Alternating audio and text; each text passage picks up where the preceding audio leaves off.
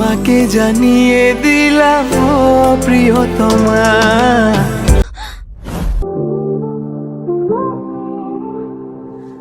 হায় রে, সাকিবকে ছেড়ে এবার হিরো আলমের নায়িকা হলেন ইধিকা পাল। সত্যিটা কি এবার জানা গেল সমস্তটা।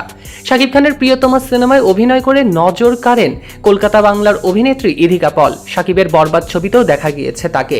সেই নায়িকাকে এবার পাওয়া গেল হিরো আলমের সঙ্গে, তবে বাস্তবে নয়, কৃত্রিম বুদ্ধিমত্তা বা এআই প্রযুক্তির মাধ্যমে তৈরি করা ভিডিওতে একসঙ্গে হাজির হয়েছেন হিরো আলম এবং ইধিকা পাল। আর সেটি নিয়েই এখন সামাজিক যোগাযোগ মাধ্যমে চলছে বেশ আলোচনা। সম্প্রতি নিজের ফেসবুক পেজে একটি ভিডিও পোস্ট করেছে হিরো আলম।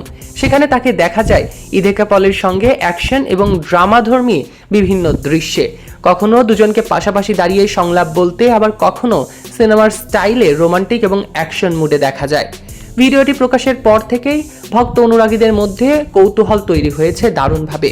তবে পরে জানা যায় পুরো ভিডিওটি তৈরি করা হয়েছে এআই প্রযুক্তি দিয়ে। বাস্তবে ইধিকা পাল এবং হিরো আলমের সঙ্গে কখনোই শুটিং করা হয়নি। বাস্তবে কাজটি করেছেন হিরো আলমের ছোট ভাই মাহমুদ হাসান। তিনি প্রযুক্তি ব্যবহার করে ভিডিওটি তৈরি করেছেন। এই প্রচেষ্টার মাধ্যমে যেন দুধের স্বাদ ঘোলে মেটালেনি এই হিরো আলম। ভিডিওটি নিয়ে হিরো আলম বলেন, এখন এআই এর যুগ, নতুন নতুন প্রযুক্তি আসছে, দর্শকদের একটু ভিন্ন কিছু দেওয়ার চেষ্টা করছি। অনেকেই ভিডিওটি দেখে অবাক হয়েছেন, কেউ কেউ ভাবছেন সত্যি সত্যি আমরা একসঙ্গে কাজ করেছি। তিনি আরো বলেন, ইধিকা পাল বর্তমানে জনপ্রিয় একজন অভিনেত্রী। বিশেষ করে শাকিব খানের সঙ্গে কাজ করার পর বাংলাদেশেও তার পরিচিতি অনেক বেড়েছে। সেজন্য তাকে দিয়েই এআই ভিডিওটি বানানো হয়েছে। সৈকত আহমেদ নূর, সেলিব্রিটি লাইফলাইন।